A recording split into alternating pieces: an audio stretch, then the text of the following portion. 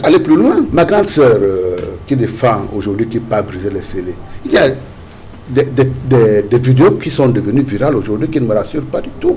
Il est dans des réunions en Allemagne où on entend qu'on brasse de l'argent pour organiser des émeutes parce qu'on n'en peut plus que pour bien soit encore au pouvoir. On n'est pas dans la République. Récemment, le ministre de l'administration territoriale a suspendu pour une période de 3 mois le réseau des défenseurs des droits humains au Cameroun, l'accusant de tenir des comptes peu connus d'un montant de 16 milliards de francs CFA. Maître Alice Com, figure de proue dans la défense des droits humains au Cameroun, a dénoncé cette décision comme une violation manifeste des libertés garanties par la Constitution du Cameroun. Selon elle, cette suspension traduit une volonté de restreindre l'espace d'expression et d'association des défenseurs de droits humains. Cependant, ces derniers temps, il semble se dessiner une tendance à modifier l'objet de la lutte portée par l'avocate, selon Aristide Mono. Et aujourd'hui, qu'est-ce que vous avez?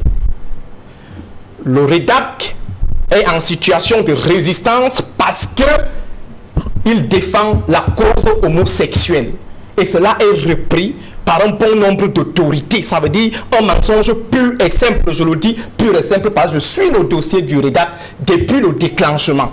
Pour l'analyste politique, l'administration camerounaise, dans ce contexte de tension, tenterait de manipuler l'opinion publique en réduisant la cause défendue par Maître Alice Com à une simple question liée aux droits des homosexuels. Il n'a jamais été question, que ce soit au niveau de l'indignation nationale, il n'a jamais été question d'une quelconque défense à la cause homosexuelle, mais une défense des droits de l'homme au Cameroun, de la liberté d'association et de la fin de la répression et de la brimade administrative. La suspension du réseau des défenseurs des droits humains au Cameroun a provoqué des réactions internationales, notamment de la part d'organisations non gouvernementales et de défenseurs de droits de l'homme.